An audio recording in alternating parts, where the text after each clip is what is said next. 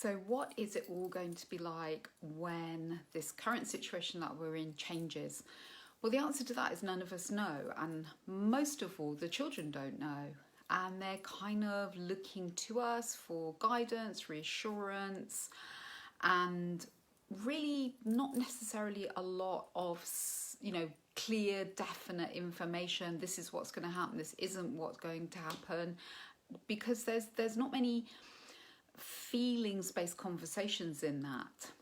So this time is a time when you can press slow down button if you have one.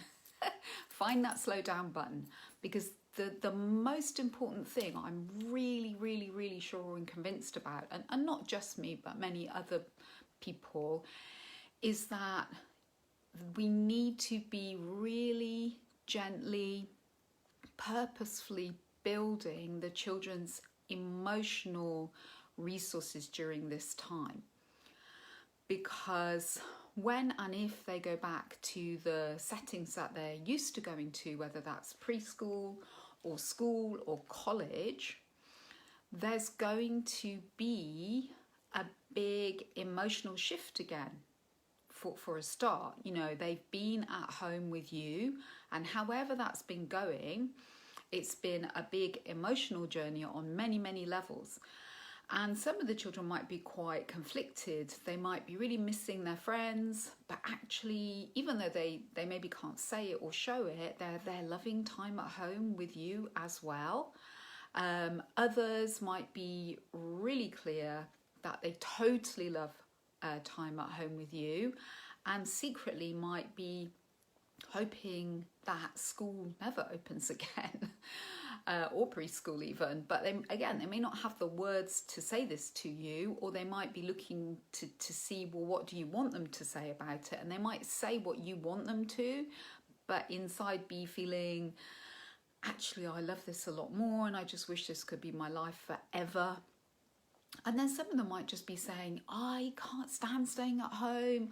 I'm desperate to see my friends. I miss my friends. And, that might be their biggest core feeling and truth about what's going on, but they will still miss you as well. So as you can see, even from those three different kind of presentations of what's going on, that's already complicated when it comes to feelings. So that's one part of this. And there's kind of three parts. Then the other part is, then they're going to go out of home. They're used now, for however long this goes on, to mostly being inside, or if you have a garden, in the garden, maybe the odd walk out now and again, or somewhere else.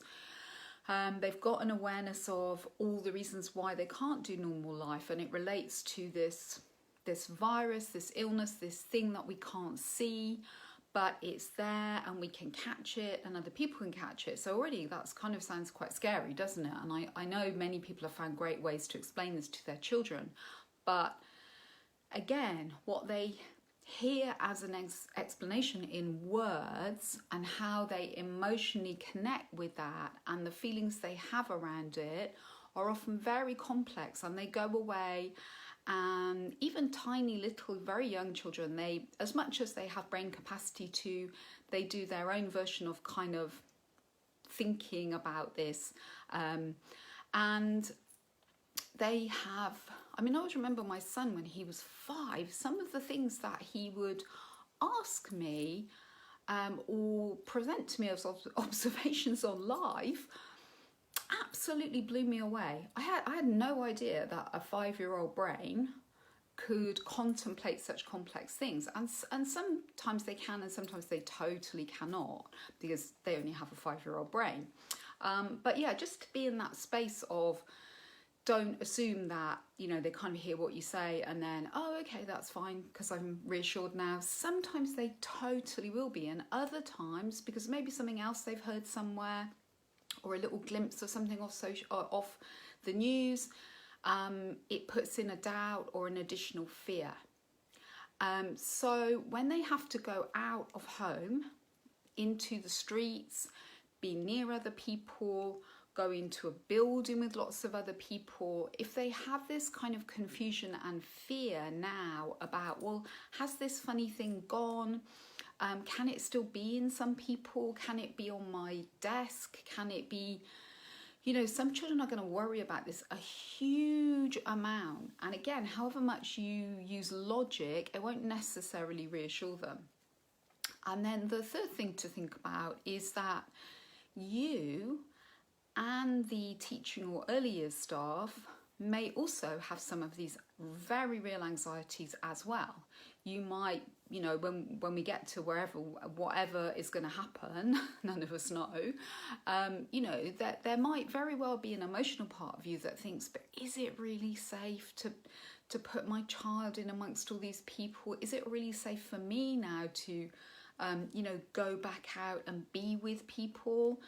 So although I'm encouraging my child and telling them it's going to be fine and it's all safe now, do I really feel like that myself on the inside? Do the teachers and do the early years professionals, are they also having a wobble? Because it would be perfectly normal to, and it wouldn't make us bad people, but of course the children will pick up on that wobble in the adults. And, you know, if you're having conversations in home, they will often hear little bits of them or words of them, but they will also pick up on your energy around this. So I'm going to, over the next few weeks, put little videos like this up where we start to explore what emotionally holding your children through this process needs maybe to look, sound and feel like.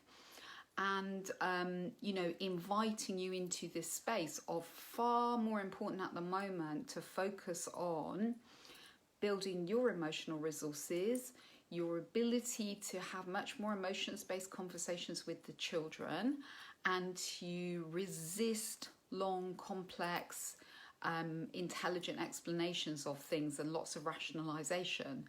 Because, you know, even as adults, most of us, we don't really want that. We just want someone to say to us, oh my goodness, that sounds really, whoa, that sounds pretty scary and overwhelming for you to be feeling like that. Wow, I can't imagine what that's like. Tell me more about how you've been. I mean, you know, as adults, how often do people say that? Often they rush in with, oh yeah, but no, well, I think this might happen. And, you know, after all, blah, blah, blah. And it's all very rational. And maybe sometimes it's meant to be positive and uplifting. But we all do better when we have someone who just sits in that space with us emotionally and listens to us and really hears how we feel. So let's make that our focus for the next however many weeks, or it might even be months, we don't know, till the children go back or go into school or preschool or wherever they're going to end up.